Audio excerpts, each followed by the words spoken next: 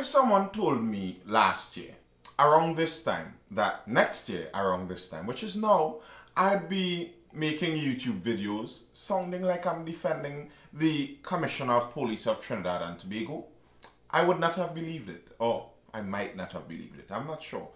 I could believe a lot of things. Probably you could have convinced me. But here I am still. And I find myself in the position feeling like I'm nearly defending our acting commissioner, former real commissioner, and current applicant to be future commissioner. Some of the things that are happening right now just seem a little too coincidental for me. They have right now some serious investigations going in.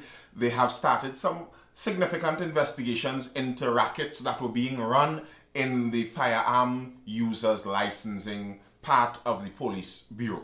Because they're saying that the licenses that were being given out, it seems like they found, this is what it seems like to me. This is what the suggestion seems like, because I believe it was the former commissioner of police. He came out in some interview and he was like, he criticized the current commissioner for allowing one person to have two firearms, which was strange because the current Gary Griffith, being who he is, he came very soon after with the evidence showing that that former commissioner, Stephen Williams, he actually gave quite a few people those multiple firearm licenses too. And some people got 3, some people got 4, even 5 and 6 I believe he mentioned also. So it seems like there's something else here. And I'm wondering, Gary Griffith is giving the impression that it's nearly like some people find less common folk in the country should have this license. And it seems like he thinks he leans more towards the freedom for multiple people, for more people to have access to firearms. And personally, this is me personally, I kind of lean that direction too. Anyway, let's get into exactly what is going on. Gary, time to take streets back from criminals. Heads of the various security arms held an emergency meeting on Sunday to discuss the recent increase in murders and violent crimes. Acting Police Commissioner Gary Griffith said yesterday, saying that it was time to fight back and take back our streets from the criminal elements. Griffith said the meeting was convened by the National Security Minister, Fitzgerald Hines. He disclosed that they looked at all the intelligence reports for us to utilize our resources in a detective manner for us to come up with a proper operational plan to peg back all the criminal elements in specific locations for specific units of the criminal underworld to see what can be done and what should be done to ensure that this will continue. Now, I could understand why this meeting would have been convened because over the last 2 months or so, during our state of emergency and lockdowns and curfews, there seems to have been a spike in crime. And the murder rate doesn't seem to be faltering that much, even with the restricted freedoms. And I think that is kind of symptomatic of the restriction of freedoms, even in the firearms argument.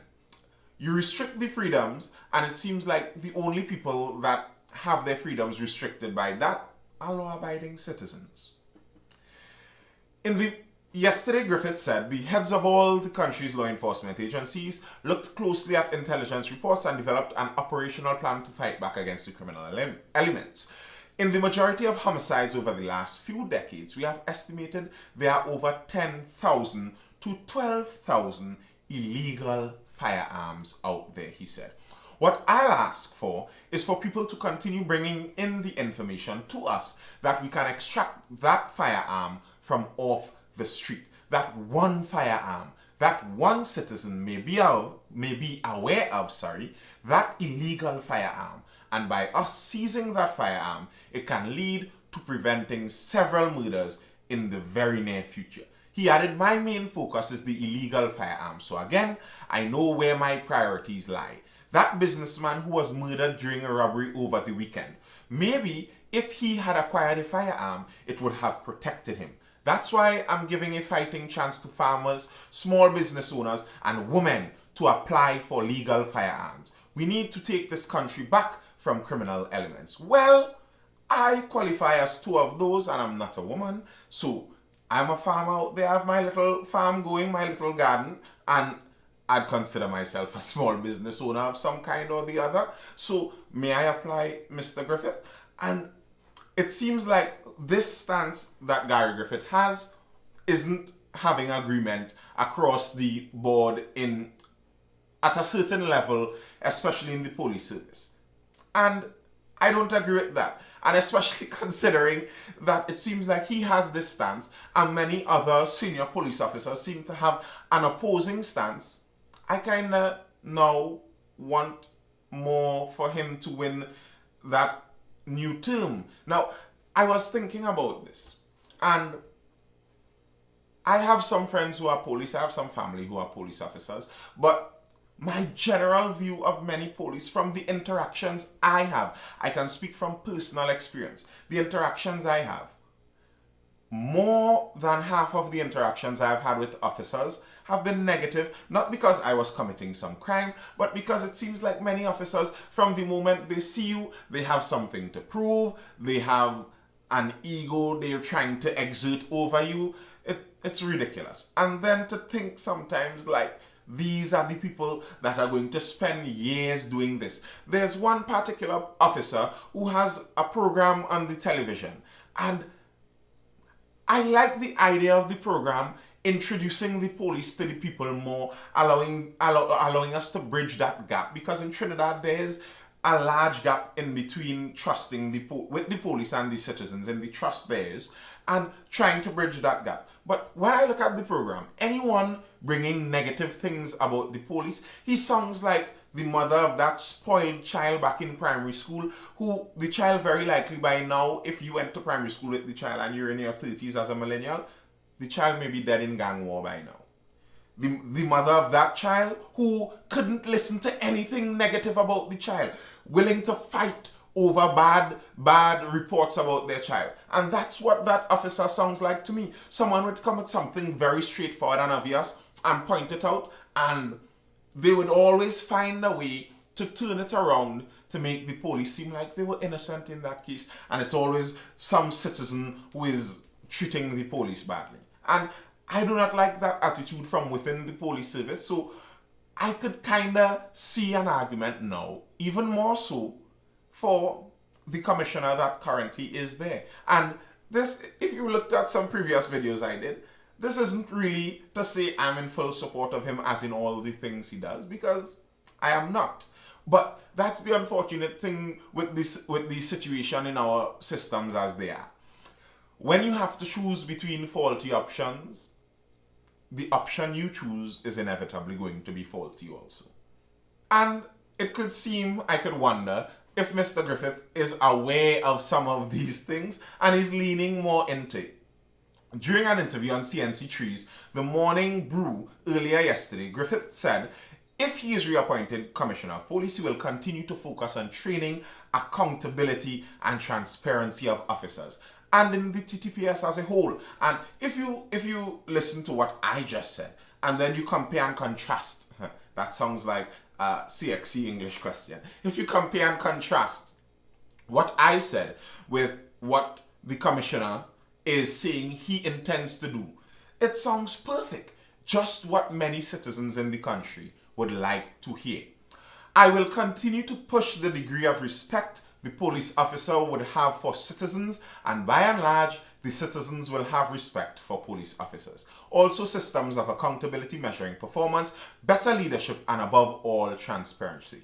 And I like all that he said there. It seems like he is facing a lot of the flashlight inside of the TTPS, while many of the officers who seem to have risen through the ranks of the TTPS seem to always aim all their investigatory skills outside of the TTPS. While if you're a Trinidadian, not only a Trinidadian, I know that many places around the world, the officers, the police aren't always up to mark. So if you're a Trinidadian, you know that there are wide gaps that need to be filled and fixed inside of the TTPS. So anyone going to that position and speaking like our former commissioner, present acting, future applicant, sounds good. It really does sound good.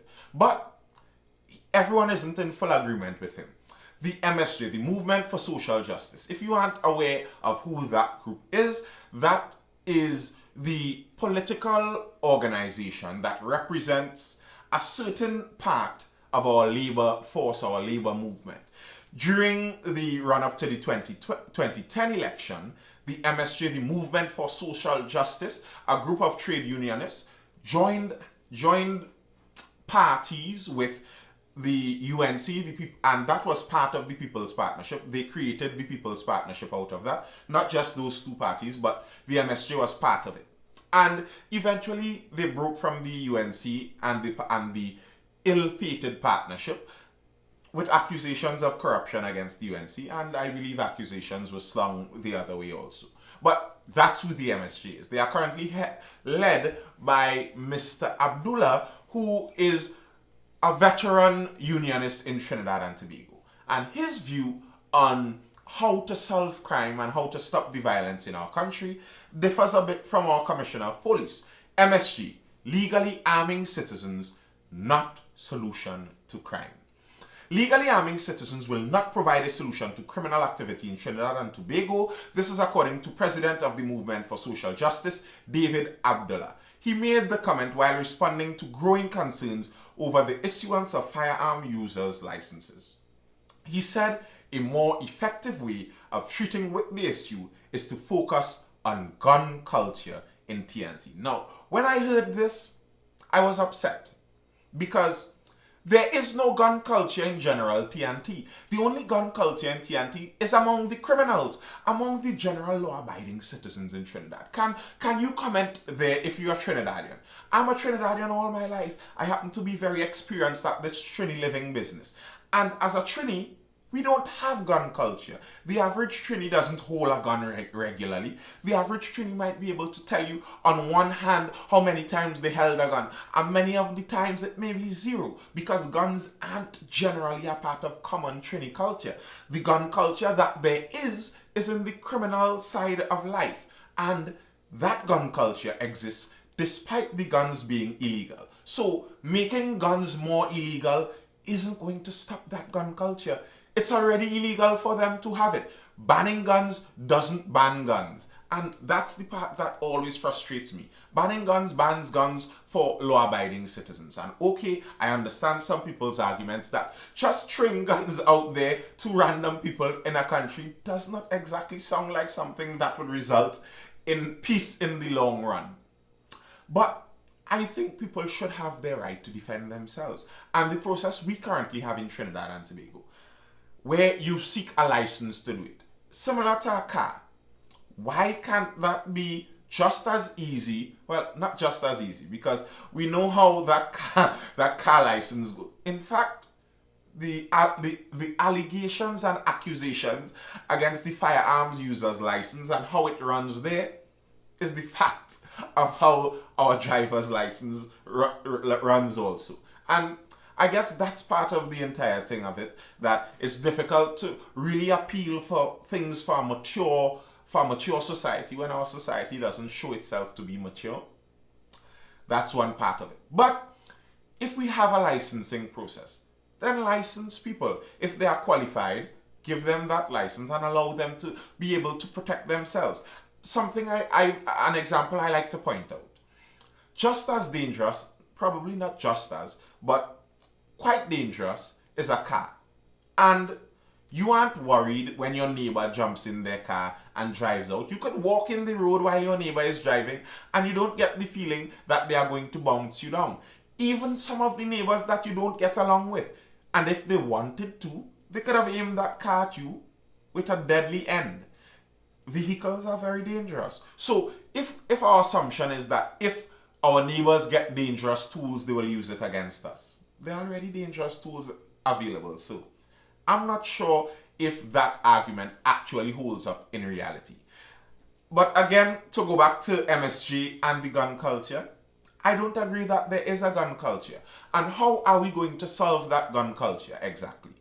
If the solution isn't allowing people to protect themselves, how are we going to stop the gun culture among the criminals in our country? How is that going to happen? Are we going to have outreach programs where we tell them, please put down the guns, because they haven't heard that before? I'm unsure about that. Do tell me in the comments. Tell me, what do you think? Do you think that we should allow the licenses to run at a smoother level for anyone who is qualified and applies to be able to get it? And that, let it be clear, what that would do is increase the firearm ownership among regular Trinidad. That could be a scary prospect when you think on one side. But something I've said before, when I think about it, the community I live in, it's not some super rich gated community, but just looking around at my general community, I will feel safer actually if I know the majority of the households, when I look around in my community, I know the majority of the households there have access to a firearm. When bandits run into your house in Trinidad and Tobago, they do so with the expectation that you have no defense. I think if there's the expectation that there is defense, that in and of itself will be a deterrent. What do you think? Do you think that freeing up our firearm users' licenses can actually be a deterrent for crime? Do you think there's a solution there? Or do you think Trinidad is suffering from gun culture and Trinidad is a little Texas in training and we are out here all loving guns that much? Obviously, I'm being sarcastic there, but don't let that bias your comment. Still tell me, what do you think? That's all I have for now. I hope you enjoyed the video, you were informed or educated. Do share it if you know someone who may like this kind of content, and subscribe if you're not subscribed, and don't forget to tap that like button. Yes, you have 2 seconds to do it now. 1, great. Now that you have tapped that like button, I'll see you again tomorrow for the next. And you feel the music, rising with the time.